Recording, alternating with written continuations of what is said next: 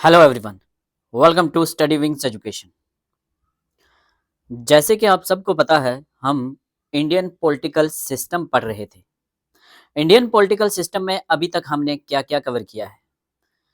अभी तक हमने first unit that is introduction to Indian constitution complete कर लिया है, जिसमें हमने अभी तक क्या क्या पढ़ा? इंडियन कॉन्स्टिट्यूशन का इवोल्यूशन कैसे होता है, ideology of Indian constitution, features of Indian constitution, Indian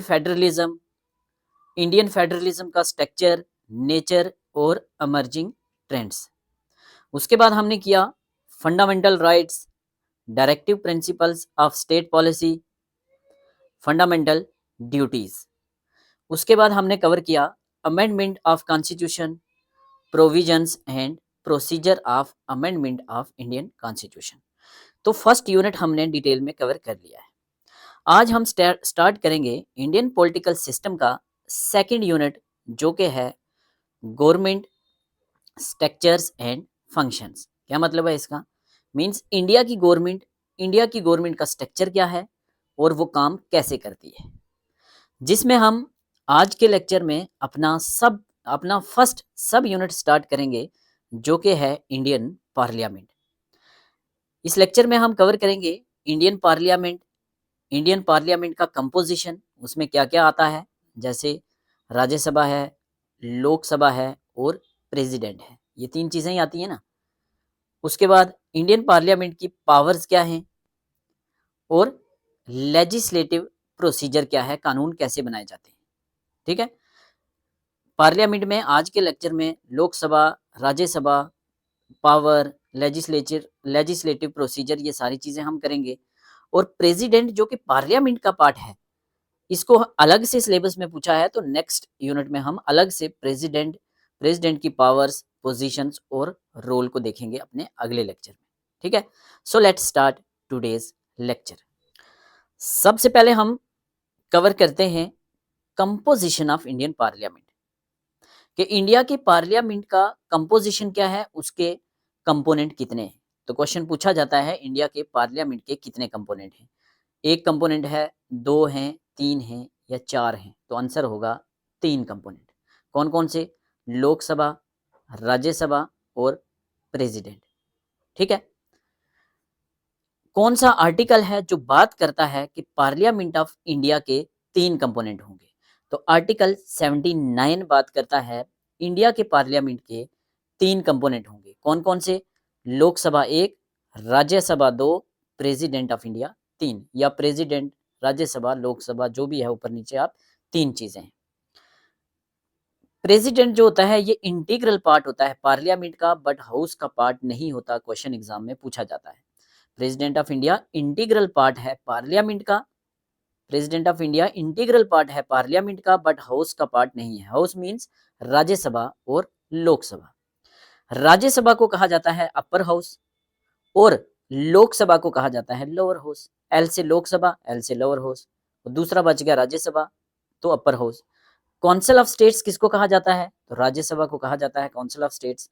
अभी जम्मू एंड कश्मीर में राज्यसभा के इलेक्शन है, तो 4 सीट्स हैं यहाँ, तो इनको कौन चुनेगा? इनको हमारे एमएलए चुनेंगे और चुन के भेजेंगे पार्लियामेंट में। तो मीन्स ये क्या है? काउंसिल ऑफ स्टेट्स है। ठीक है। उसके बाद लोकसभा को कहा जाता है हाउस ऑफ पीपल। तो सवाल पूछा जाता है हाउस ऑफ पीपल किसको कहा जाता है? लोकसभा को, राज्यसभा को। House of people Lok Sabha, council of states Rajya Sabha, upper house Rajya Sabha, lower house Lok Sabha. Permanent कौन सा होता है? तो राज्यसभा याद रखना है परमानेंट होता है, और लोकसभा जो है ये जब इसका टेन्यूर कंप्लीट होता है 5 साल का, या कहीं बीच में अगर मेजोरिटी मींस सरकार गिर सकती है अगर मेजोरिटी मार्क्स से एमपीज कम हो, तो सिंपल भाषा में आपने याद रखना है। ठीक है। नेक्स्ट है हमारा स्ट्रेंथ ऑफ हाउस। इन दोनों हाउसेस की स्ट्रेंथ क्या रहेगी?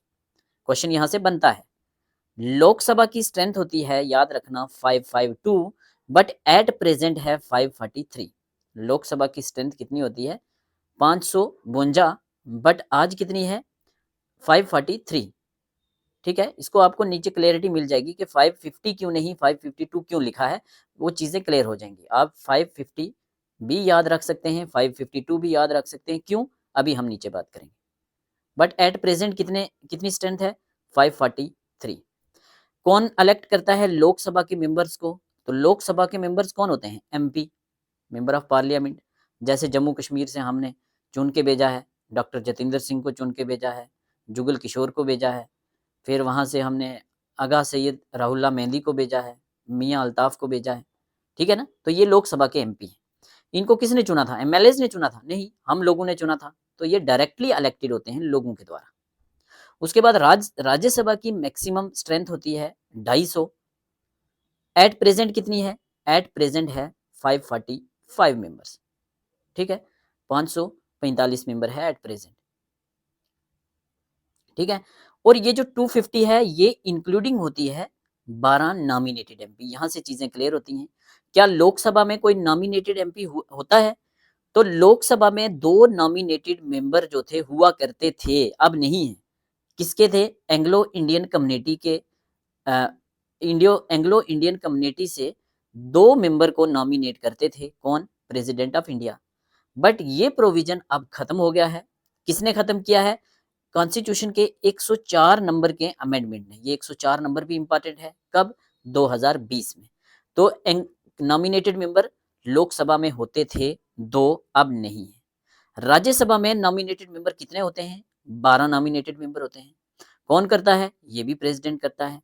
किसको करता है, तो कोई ऐसा पर्सन जो लिटरेचर में एक्सपर्ट हो, कोई आर्ट्स में आर्टिस्ट हो, एक्सपर्ट हो, स्पोर्ट्स में हो, सोशल एक्टिविस्ट हो, या कोई साइंस में एक्सपर्ट हो, कोई साइंटिस्ट हो। क्या जम्मू एंड कश्मीर से कोई नॉमिनेटेड एमपी है, जी हाँ, जम्मू एंड कश्मीर से एक नॉमिनेटेड एमपी है अभी एट प्रेजेंट। एक नॉमिनेटेड एमपी है राज्यसभा में, कौन, इंजीनियर गुलाम अली खटाना। 2022 में इनको नॉमिनेट किया था, तो इनका टेन्यूर खत्म होगा 2028 में। 6 साल के लिए होता है राज्यसभा का टेन्यूर, पता है आप सबको।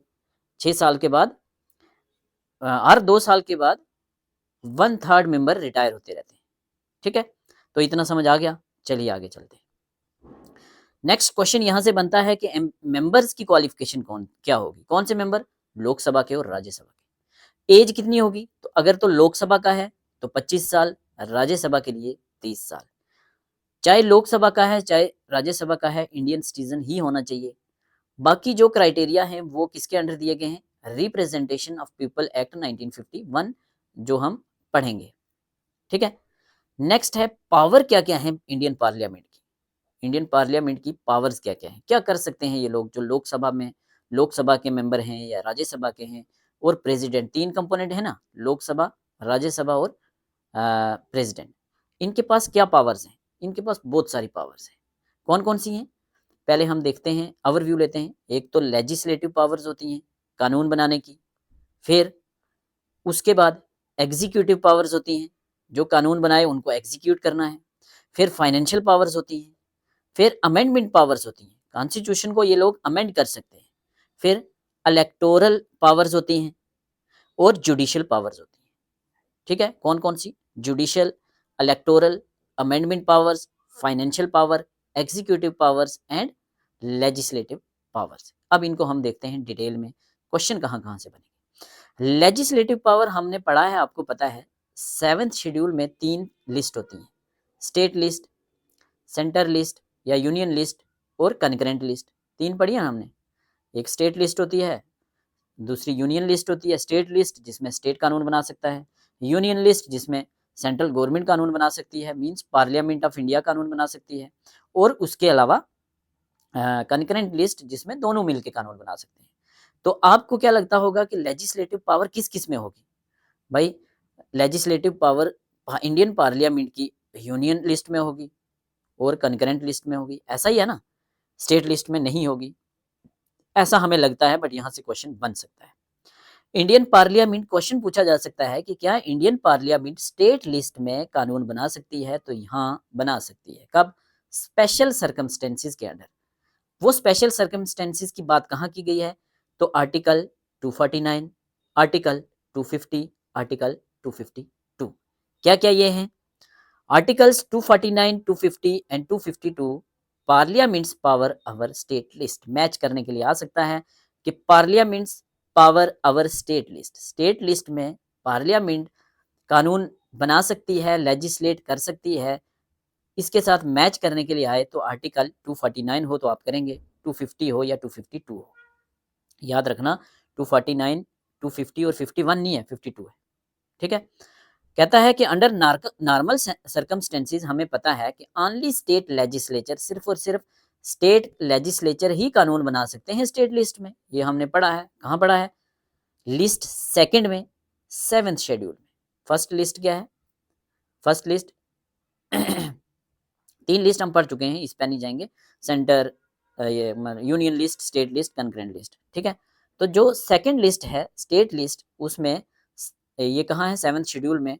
पूछा जाता है किस 3 लिस्ट किस शेड्यूल में होती हैं, तो 7th में।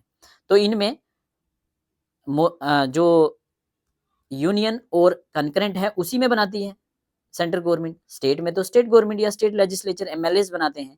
बट कुछ स्पेशल सर्कमस्टेंसेज हैं, वहां इन आर्टिकल्स के अंडर सेंटर गवर्नमेंट भी बना सकती है। मींस पार्लियामेंट जो है वो बना सकती है कानून स्टेट लिस्ट के में ऊपर, स्टेट सब्जेक्ट्स या स्टेट लिस्ट में। बट ये कानून परमानेंट नहीं होंगे, ये टेम्परेरी होंगे, ये याद रखना है। क्या क्या कानून होंगे, किस में क्या है, देखते हैं। सबसे पहले है आर्टिकल 249। मैच करने के लिए आएगा नेशनल इंटरेस्ट रेजोल्यूशन। किसके साथ मैच होगा? तो आर्टिकल 249 लगाएंगे आप। नेशनल इंटरेस्ट रेजोल्यूशन क्या है ये? Parliament can make laws on state list. Article 249 कहता है कि parliament of India state list में भी कानून बना सकती है अगर राज्यसभा एक रेजोल्यूशन पास करे 2/3 मेजोरिटी के साथ। मींस राज्यसभा के 66% मेंबर ये रेजोल्यूशन साइन करें और ये किसके रिलेटेड हो? नेशनल इंटरेस्ट के ऊपर हो ये। ठीक है। नेशनल इंटरेस्ट पे कोई रेजोल्यूशन पास करें अगर 2/3 मेजोरिटी से, तो उस केस में कौन करें? राज्यसभा। राज्यसभा स्टेट से आते हैं ना, तो स्टेट के लोग अगर 66% मेजोरिटी से रेजोल्यूशन पास करें, जिसको कहते हैं नेशनल इंटरेस्ट रेजोल्यूशन, तो पार्लियामेंट कानून बना सकती है। क्या इंपॉर्टेंट पॉइंट है? ये रेजोल्यूशन वैलिड होगा 1 ईयर के लिए, इंपॉर्टेंट है। उसके बाद भी ये रिन्यू किया जा सकता है। ये जो कानून बनाए जाएंगे पूरी कंट्री पे ये एप्लीकेबल होंगे, इंक्लूडिंग स्टेट्स। ठीक है। और जब इनका टाइम पूरा हो गया, उसके बाद क्या होगा? Such laws cease to have effect, ये खत्म हो जाएंगे 6 मंथ आफ्टर रेजोल्यूशन एक्सपायर। वो रेजोल्यूशन एक्सपायर होने के 6 महीने के बाद ये खत्म हो जाएंगे। अगर उनको एक्सटेंड ना किया जाए, एक्सटेंड भी हो सकते हैं। एग्जाम्पल देखते हैं कि इंडियन पार्लियामेंट चाहे तो वो पुलिस के ऊपर या पब्लिक हेल्थ, पुलिस क्या है? स्टेट लिस्ट में आता है। पब्लिक हेल्थ स्टेट लिस्ट में आता है, नॉर्मली स्टेट सब्जेक्ट है। बट क्या यहाँ पार्लियामेंट ऑफ इंडिया या सेंट्रल गवर्नमेंट कानून बना सकती है? हाँ, बना सकती है अगर राज्यसभा 2/3 मेजोरिटी से रेजोल्यूशन पास करे। ठीक है, नेशनल इंटरेस्ट पे। ये हो गया 249। उसके बाद आर्टिकल 250। ये क्या है? 250 कहता है कि अगर देश में इमरजेंसी लगी हो, कौन सी इमरजेंसी? प्रेसिडेंट रूल नहीं, नेशनल इमरजेंसी। नेशनल इमरजेंसी किस आर्टिकल के अंडर आती है? 3 आर्टिकल इमरजेंसी के पता होने चाहिए। 352 नेशनल इमरजेंसी, 4 ऐड करेंगे 356 स्टेट इमरजेंसी या प्रेसिडेंट रूल, इसमें 4 ऐड करेंगे तो 360 means financial emergency. Financial emergency अभी तक नहीं लगी इंडिया में। ठीक है, स्टेट इमरजेंसी लगती रहती है, प्रेसिडेंट रूल लगते रहते हैं, और नेशनल इमरजेंसी लगती है कब? जब जंग वगैरह होते हैं, जब जैसे इंडिया चाइना का जंग हुआ, इंडिया पाकिस्तान का वार हुआ, ऐसे इन ऐसे मींस ऐसी जब प्रॉब्लम्स अराइज होती हैं तब। कब? इमरजेंसी के time. When national emergency, article 352 के अंडर नेशनल इमरजेंसी लगी हो, पूरे देश में इमरजेंसी है, तो अब स्टेट कहाँ स्टेट कैसे बनाएंगी कानून उस टाइम? उस टाइम अगर कोई स्टेट के लिए कानून भी बनाना है तो पार्लियामेंट बना सकती है, स्टेटमेंट ट्रू होगा। और ये कानून सिर्फ और सिर्फ इमरजेंसी के टाइम वैलिड होगा। इमरजेंसी खत्म तो कानून खत्म। Cease to affect 6 month after emergency end. Emergency खत्म होने के बाद 6 महीने के बाद ये कानून खत्म हो जाएगा जो पार्लियामेंट ऑफ इंडिया ने बनाया है। Allows strong central response during crisis. ठीक है, ये आर्टिकल मतलब फुल पावर दे देता है सेंट्रल गवर्नमेंट को जब क्राइसिस हो, जब नेशनल इमरजेंसी हो। लास्ट है आर्टिकल 252, इसको कहते हैं, इसके साथ मैच करने के लिए आए तो आप कह सकते हैं कंसेंट ऑफ 2 और मोर स्टेट्स के साथ मैच करें तो 252 आएगा। मतलब क्या है, आर्टिकल 252 कहता है कि सेंट्रल गवर्नमेंट या पार्लियामेंट स्टेट के मैटर्स में स्टेट लिस्ट में कानून बना सकती है। कब? जब कंसेंट मिले 2 या 2 से ज्यादा स्टेट्स का। क्या मतलब है इसका? इफ 2 और more state legislatures passes resolution requesting parliament to make law on state list, parliament may legislate only for those states। कोई भी 2 या 2 से ज्यादा स्टेट्स मिलके रिक्वेस्ट करती हैं पार्लियामेंट ऑफ इंडिया को कि हमारे स्टेट लिस्ट के इस वाले सब्जेक्ट पे आप कानून बनाइए, हम चाहते हैं, हमारा कंसेंट है। ठीक है, जैसे कोई इशू चल रहा है साउथ इंडिया में, तो महाराष्ट्र आप लगा लो, कर्नाटका, तमिलनाडु, आंध्रा, ये मिलके अगर बोलते हैं कि एक आप कानून बनाइए हमारी स्टेट लिस्ट में, तो सेंट्रल गवर्नमेंट बनाएगी। बट वो कानून उन्हीं स्टेट्स के ऊपर लागू होगा जिनके ऊपर जिन्होंने कंसेंट दिया है। की पॉइंट्स के याद रखने यहाँ, other states can adopt law, वो वही लॉ दूसरी स्टेट्स के ऊपर एप्लीकेबल नहीं होगा, बट वो अडॉप्ट कर सकते हैं, उनको भी पास करना पड़ेगा रेजोल्यूशन। ठीक है, और स्टेट्स ना तो इस लॉ को अमेंड कर सकती हैं ना रिपील कर सकती हैं, अपने आप सेंटर को ही करना है। सिर्फ और सिर्फ पार्लियामेंट इसको अमेंड कर सकता है या रिपील कर सकता है। ठीक है, तो लेजिस्लेटिव पावर्स हमें पता है सेंट्रल इंडियन पार्लियामेंट के पास यूनियन लिस्ट और कंकरेंट लिस्ट पे होती हैं। स्टेट लिस्ट पे होती हैं क्या? हाँ होती हैं। कौन से आर्टिकल के अंडर? 249, 250 और 252, सारे के सारे हमने देख लिए। नेक्स्ट है एग्जीक्यूटिव पावर्स, ये तो हमें पता है, इसमें डिटेल में पढ़ने वाला कुछ भी नहीं है। काउंसिल ऑफ मिनिस्टर्स जो होते हैं वो कलेक्टिवली रिस्पॉन्सिबल किसको होते हैं? लोकसभा को, राज्यसभा को, पार्लियामेंट को। पूछा जाएगा तो आपने लगाना है लोकसभा। क्यों लोकसभा? यहाँ जो भेजे के लोग हैं वो डायरेक्टली जनता ने इलेक्ट किए, तो council of minister is collectively responsible to Lok Sabha. ऐसे ही काउंसिल ऑफ मिनिस्टर्स अगर स्टेट में बात हो तो वो क्या होगी? State legislative assembly. ठीक है, वहां काउंसिल नहीं होगी। ये यहाँ क्वेश्चन कर सकते हैं, डिबेट कर सकते हैं, नो कॉन्फिडेंस मोशन पास कर सकते हैं। तो एग्जीक्यूटिव पावर्स तो में से कोई क्वेश्चन अगर बने तो यही बन सकता है, बाकी आपको पता है, चीज़ें हम पढ़ चुके हैं। Jammu and Kashmir reorganisation act में भी ये चीज़ें हमने डिटेल में कवर की थी, सेंटर के साथ कंपेयर करके पढ़ा था। Financial powers, money bill, financial powers में जो मनी बिल है वो सिर्फ और सिर्फ लोकसभा में इंट्रोड्यूस किया जा सकता है, राज्यसभा में मनी बिल इंट्रोड्यूस नहीं होता। क्वेश्चन पूछा जाता है, आर्टिकल पूछा जाए मनी बिल का, तो मनी बिल के साथ आप मैच करेंगे आर्टिकल 110, वेरी वेरी इंपॉर्टेंट। तो मनी बिल किस आर्टिकल में बात होती है? 110 में। मनी बिल कहाँ लाया जा सकता है? सिर्फ और सिर्फ लोकसभा में। मनी बिल क्या राज्यसभा में लाया जा सकता है? नहीं, राज्यसभा सिर्फ और सिर्फ रिकमेंडेशन दे सकता है बट इंट्रोड्यूस नहीं कर सकता। एनुअल बजट मस्ट बी पास, तो पार्लियामेंट के पास और क्या पावर है? एनुअल बजट पास करना। एनुअल बजट पास कर सकते हैं, मनी बिल ला सकते हैं, राज्यसभा रिकमेंडेशन दे सकता है। फाइनेंशियल पावर ज़्यादा लोकसभा के पास होंगी, राज्यसभा के पास नहीं। क्यों? राज्यसभा के जो मेंबर हैं वो इनडायरेक्ट इलेक्टेड हैं, जनता ने डायरेक्टली नहीं भेजा उनको। फिर अमेंडमेंट पावर्स, पार्लियामेंट के पास पावर है कि हमारे कॉन्स्टिट्यूशन को वो अमेंड कर सकते हैं।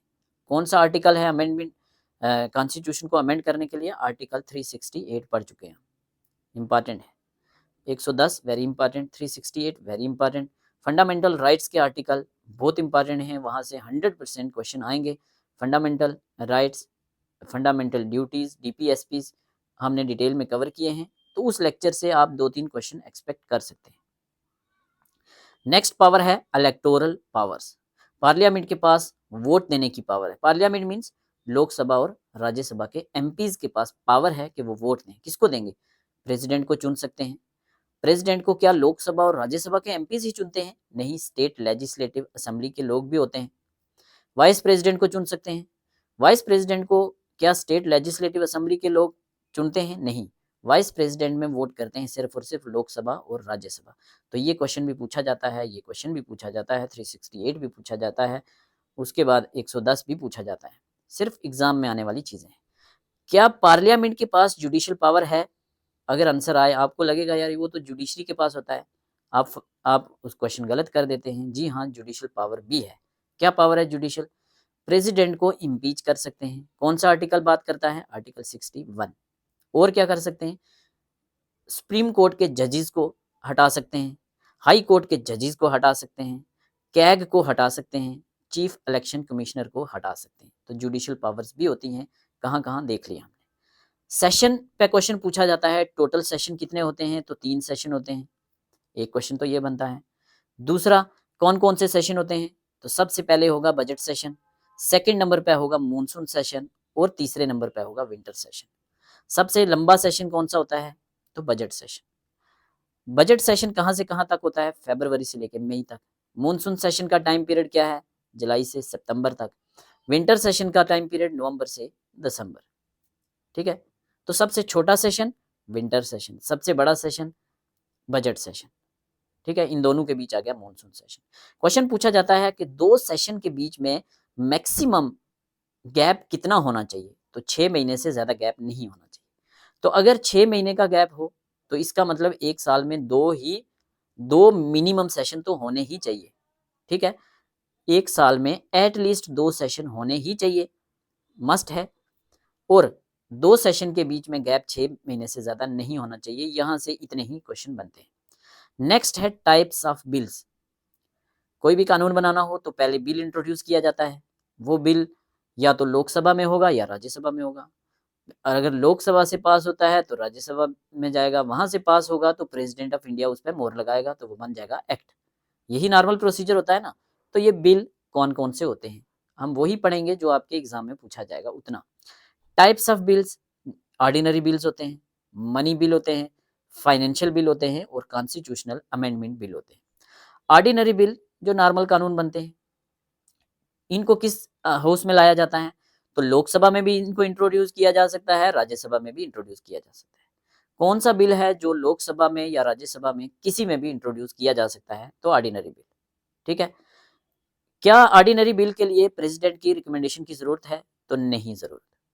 ठीक है, राज्यसभा के पास ज्यादा पावर है या लोकसभा के पास, दोनों के पास बराबर पावर है ऑर्डिनरी बिल्स को लेके।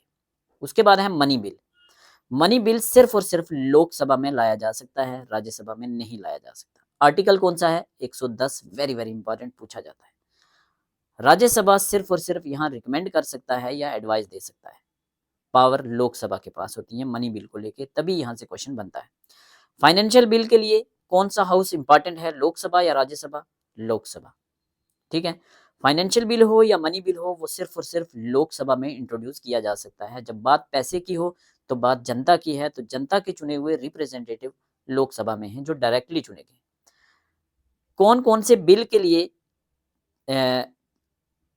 किस बिल के लिए प्रेसिडेंट की रिकमेंडेशन की जरूरत है, तो फाइनेंशियल बिल के लिए प्रेसिडेंट की रिकमेंडेशन की जरूरत है। राज्यसभा का रोल यहाँ भी लिमिटेड है। ठीक है, कॉन्स्टिट्यूशनल अमेंडमेंट बिल, अगर हमने कॉन्स्टिट्यूशन को अमेंड करना है तो वो किसी में भी ले आओ आप, लोकसभा में भी राज्यसभा भी, सिर्फ पैसे वाला लोकसभा, आपने ट्रिक से याद रखना है। कॉन्स्टिट्यूशनल अमेंडमेंट बिल में क्या प्रेसिडेंट की रिकमेंडेशन चाहिए, तो नहीं चाहिए। दोनों राज्यसभा लोकसभा में बराबर पावर्स है अमेंड करने के लिए। ठीक है, लेजिस्लेटिव प्रोसीजर क्या है, मीन्स कानून कैसे बनाए जाते हैं। जैसे मैंने बोला, एक बिल इंट्रोड्यूस किया जाएगा, चाहे लोकसभा में चाहे राज्यसभा में, कौन सा लोकसभा में कौन सा राज्यसभा में वो देख लिया। एक हाउस से पास होगा, दूसरे में जाएगा, दूसरे से पास होगा, प्रेसिडेंट के पास जाएगा और मोहर लग जाएगी और वो बन जाएगा एक्ट। या जहां स्टेट की रेक्टिफिकेशन की जरूरत होगी तो वहां लोकसभा और राज्यसभा के बाद स्टेट के पास जाएगा, वो हम पढ़ चुके हैं ऑलरेडी। ठीक है, ऑर्डिनरी बिल्स में क्या होता है, पहले बिल का इंट्रोडक्शन होता है, बिल को इंट्रोड्यूस किया जाता है, उसको कहते हैं फर्स्ट रीडिंग। उसके बाद सेकंड रीडिंग होती है, मींस यहाँ डिटेल डिस्कशन होती है क्लास बाय क्लास। फिर थर्ड रीडिंग होती है, थर्ड रीडिंग फाइनल रीडिंग होती है। तो टोटल 3 रीडिंग्स होती हैं नॉर्मल बिल में। उसके बाद एक हाउस में जब 3 रीडिंग हो गई तो दूसरे में चला जाएगा, दूसरे हाउस से पास होगा तो वो चला जाएगा प्रेसिडेंट के पास, प्रेसिडेंट का असेंट मिला तो वो बन गया एक्ट, वो बन गया लॉ। ठीक है, बिल कानून बन गया। मनी बिल आर्टिकल कौन सा है, 110, सिर्फ और सिर्फ लोकसभा में इंट्रोड्यूस किया जाएगा। लोकसभा राज्यसभा को अगर भेजता है, अगर क्या मतलब लोकसभा के बाद राज्यसभा में जाएगा, प्रोसीजर है नॉर्मल। राज्यसभा कितने दिनों के लिए होल्ड कर सकता है, तो राज्यसभा को मैक्सिमम 14 डेज में रिस्पॉन्ड करना ही करना है। ये 14 डेज इंपॉर्टेंट है। ठीक है, उसके बाद जो रिकमेंडेशन दी है राज्यसभा ने, लोकसभा की मर्जी है वो एक्सेप्ट करे या रिजेक्ट करे, ठीक है। उसके बाद वो प्रेसिडेंट के पास भेजा जाएगा, प्रेसिडेंट की असेंट चाहिए ही चाहिए है। प्रेसिडेंट मनी बिल को होल्ड नहीं कर सकता, इंपॉर्टेंट है, ठीक है। कोई वीटो पावर नहीं है मनी बिल को लेके। अगर कोई बिल फंस जाता है, लोकसभा या राज्यसभा कोई भी हाउस जो है उस बिल को रिजेक्ट कर देता है, तो उस कंडीशन को कहते हैं डेडलॉक। डेडलॉक के लिए जॉइंट सीटिंग की जरूरत होती है। कौन सा आर्टिकल है जो बात करता है जॉइंट सीटिंग की? तो article 108। Article 108, a bill rejected by any house, 6 महीने तक कोई भी एग्रीमेंट नहीं होता बिल पे, तो फिर जॉइंट सीटिंग बुलानी पड़ती है। Means houses disagree on amendment. Joint sitting कौन बुलाता है, क्वेश्चन पूछा जाएगा। तो जॉइंट सीटिंग बुलाता है कौन? President of India. और जॉइंट सीटिंग का प्रेसिडेंट जो है वो स्पीकर होता है, यहाँ क्वेश्चन पूछा जाता है, ठीक है। कौन होगा जॉइंट सीटिंग का? यहां से क्वेश्चन बनेगा, इंपॉर्टेंट है। Joint sitting summoned by, joint sitting summoned by president of India, first question. Article joint sitting वाला 108, सेकंड क्वेश्चन। क्या होता है ये? To resolve a deadlock between two houses of parliament over a bill, ठीक है।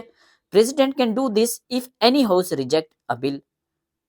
President can do this if one house reject a bill and disagree on the amendment, ठीक है। या अगर 6 महीने तक कोई बिल फंसा रहे, उसके लिए जॉइंट सीटिंग होगी। बट जॉइंट सीटिंग बुलाएगा कौन? प्रेसिडेंट, लेकिन प्रिजाइड करेगा स्पीकर, यहां से क्वेश्चन बनता है। Summoned by president, presided by speaker. अगर स्पीकर एब्सेंट है तो फिर आपके दिमाग में होता होगा कौन करेगा? तो स्पीकर के बाद कौन होता है? Deputy speaker. अगर डिप्टी स्पीकर भी एब्सेंट है तो याद रखना वहां राज्यसभा का चेयरपर्सन मत लगा देना कि वाइस प्रेसिडेंट करेगा, तो प्रिजाइड वहां करेगा deputy chairperson of Rajya Sabha. Deputy chairperson of Rajya Sabha मतलब, फिर से सुन लो, जब डेडलॉक हो जाता है तो जॉइंट सीटिंग बुलाई जाती है आर्टिकल 108 के अंडर। कौन बुलाता है? प्रेसिडेंट। प्रिजाइड कौन करता है? स्पीकर। अगर स्पीकर एब्सेंट है तो डिप्टी स्पीकर। स्पीकर कौन सा? लोकसभा का स्पीकर। अगर लोकसभा का स्पीकर एब्सेंट है तो डिप्टी स्पीकर ऑफ लोकसभा। अगर वो भी एब्सेंट है तो फिर कौन करेगा? फिर deputy chairman of Rajya Sabha. Chairman of Rajya Sabha कौन होता है? Vice president. तो वाइस प्रेसिडेंट नहीं लगाना, क्वेश्चन गलत हो जाएगा। चलिए आगे, इंपॉर्टेंट इसमें और क्या है? Not applicable for money bill. Joint sitting money bill के लिए एप्लीकेबल नहीं होती, और कॉन्स्टिट्यूशनल अमेंडमेंट बिल के लिए नहीं होती जॉइंट सीटिंग, ये भी पूछा जाता है, ठीक है। अगर पूछा जाए भाई जॉइंट सीटिंग क्यों लाई जाती है, तो क्या करना है आपने, क्या याद रखना है? To break a deadlock on an ordinary और financial bill that two houses can't agree, but money bill नहीं। मनी बिल नहीं, ऑर्डिनरी बिल या फाइनेंशियल बिल के लिए डेडलॉक होता है। एक्सेप्शंस क्या है? Joint sitting can not be called for money bill and constitutional amendment bill.